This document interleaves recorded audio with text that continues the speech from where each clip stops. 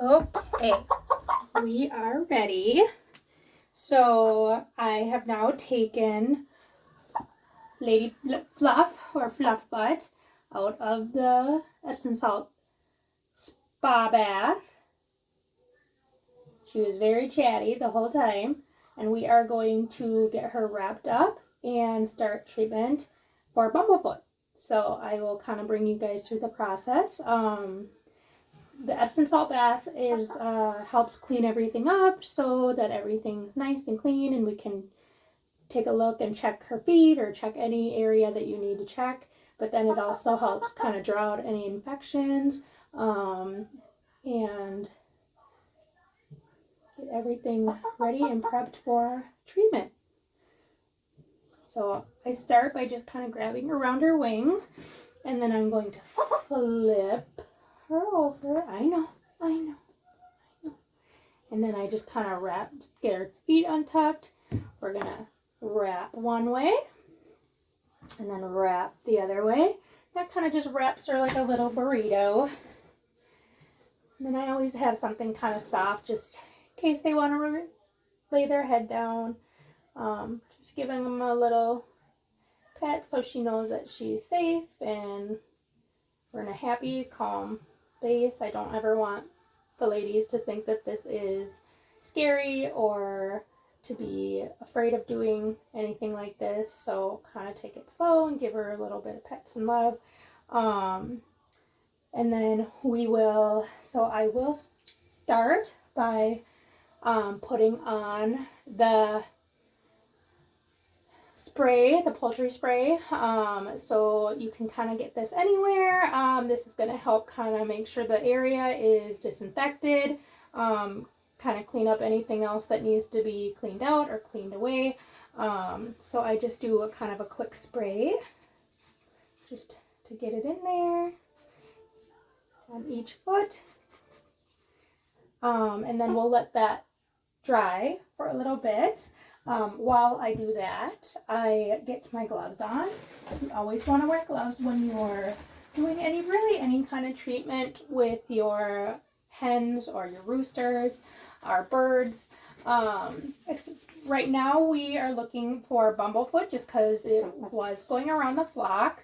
I'm kind of trying to eliminate possibilities of what was causing it since it was more than one. So we sanded down the perches just to make sure there was no like rough spots that were giving them slivers. I do feel like it may be, we have a lot of sandburrs here. And I did find a couple little like sticker slivers, sandburr stickers in a couple of their feet. So I'm curious to know if maybe that's what's causing it. So I have been kind of limiting their free range a little bit. Just till I can figure out kind of what's causing these cuts or these infections. So Bumblefoot, if you don't know, Bumblefoot is when your birds get a cut or sliver in their foot or somewhere and it gets infected. So because they're in dirt all day or they're digging, they're walking in their own poo, their own feces, it can get infected really easily. There are very mild cases of Bumblefoot, but then there's also really severe cases of Bumblefoot. We've only had very mild and almost just like the start of Bumblefoot, but I also am able to check my ladies daily, so not everyone can do that. Sometimes it goes a while without being noticed, and you start by noticing with their limping or foot swollen, where there'd be a lot more treatment involved. It's a black spot or a black dot. There's if it's really bad, you will have to kind of do this procedure for a week or two until the kernel, there's like a little kernel in there, is ready to get either cut out or surgically removed, or it can get picked out. So this is kind of the start of that procedure. So right now I just kind of had her clean off in an Epsom salt bath. Now I'm going to check to see where we're at. She did have a little while ago, she had a couple of spots that we had to wrap up, but it was very, very early stages. So just like a small little dot. It's looking pretty good. I don't know if you can see from here, but her pads are looking good. I always look at the tips of the toes because I have found a couple little rough spots there on some of the other ladies. Little piece of hair. Sorry, did that startle you? Sorry, sweet pea. Just getting that little piece of hair out of there. So she is looking pretty good right now. I think there's only one, maybe a tiny little spot that might have a little bit, but that is not bad at all. And more often than not, I do try to let those kind of heal on their own. But for learning purposes, I'm just going to show you how to wrap it and clean it. So we started with the cleaning spray. And then just kind of making sure, I'm going to pat that just to make sure it's nice and dry before we start putting anything on there. So this is kind of how I check. That was how I check their feet for any Bumblefoot.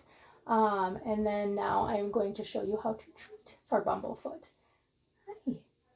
Hi. What are you doing, sweet pea? So it does look pretty dry. So I'm going to move on to the next step. So our spot is right about here. It is a little bit hard to see from there, but I can show you a closer picture of our little lady Runty.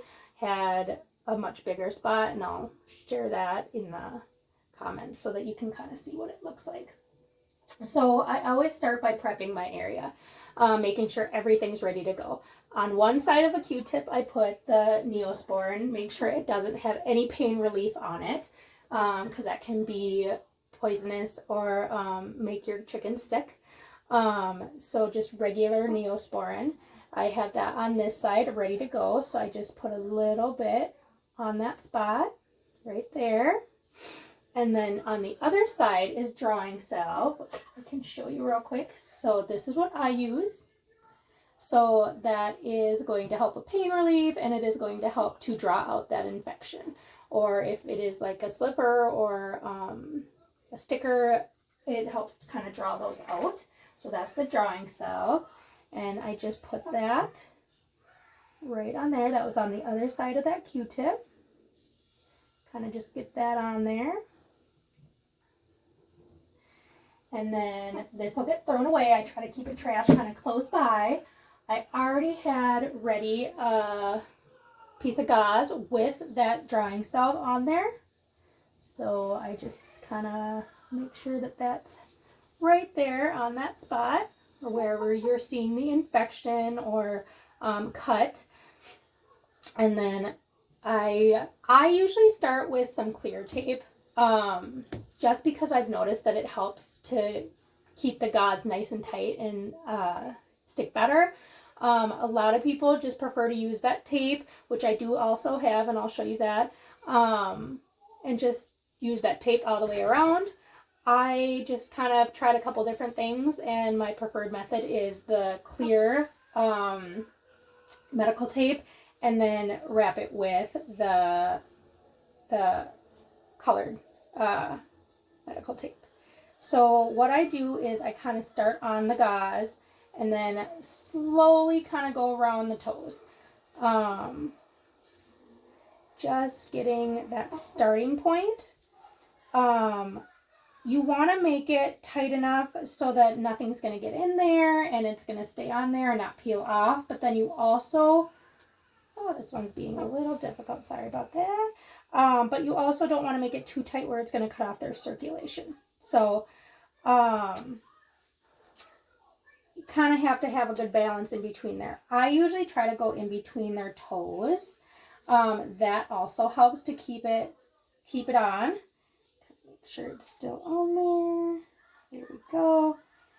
And then once I have that first piece of tape on there, kind of just stuck really good, squeeze it just to make sure there's no openings that can get dirt or any feces in there.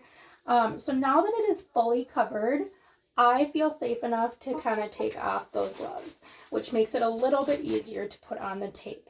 You can keep them on the whole time. It's kind of preference.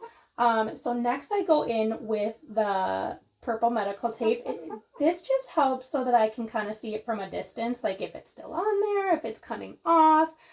You could use just the clear the whole way through. It's kind of preference. So you just kind of do the same thing, wrap it around. You can see I'm kind of going in and out of those toes, just like that. And I do a couple pieces, make sure it's nice and stuck together. I usually do, and depending on their size, like Lady Fluff Butt here is a little bit bigger, so she has bigger feet. It's okay. Hey, it's okay. It's okay. So I do a couple more pieces. Especially, and it also goes by kind of who's more active. So some of the birds are much more active than others. So the ones that are a lot more active and do a lot more digging, I usually put more on. So just to kind of secure it a little bit more. So as you can see, I'm kind of just going around each of those toes like this and just kind of wrap it all the way around.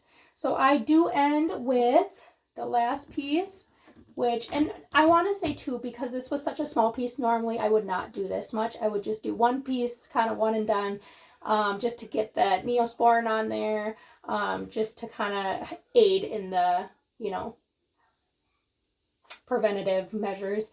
But I'm just doing this more so I can show you if it was a little bit worst case of Bumblefoot, or you could see that there's a kernel or a staph infection starting. This is going to be closer to what I would do. I usually do end it with a clear piece just because it is quite a bit stickier. So it tends to stay on better. And then just kind of wrapping that around. I do try really hard to end with the piece on top here so that it's less likely to get pulled up or picked at or get, like when they're digging, for it to get kind of peeled off. And then that is it. So that's what that looks like. She is all done. I usually do take this opportunity also to check for anything else that they might have, mites, lice. I usually check the vent just to make sure that that's looking good and healthy. But I am with my ladies quite a bit, so I have a lot of opportunities, but it's also because they're calm and relaxed. It's also a really good time to be able to check if you don't get to do that as often. Sometimes when I have time, I will kind of just give them a little bit of a foot massage, just so that they know that this is a good thing. This is a happy time and a calm time. They love foot massages, at least most of them do. Just kind of massaging their toes, massaging the pad. You love that, Fluff? Yeah. But other than that, she's all done. She's ready to go play with the other ladies and have a good productive day. But I wanted to bring you guys through it just so you kind of knew what the process was for me. This was all new, and this was all new for me. So I will do another video of a prolapse vent because that is something I just recently had to do for the very first time. But I wanted to make sure I was focused more on getting it fixed and treating it the first time. So, are we ready to go? So when we're all done, you can unwrap gently and just kind of let her back up, and then she is all ready to go. She's ready to go back outside. Does that feel good? Yeah. Yeah. Thank you.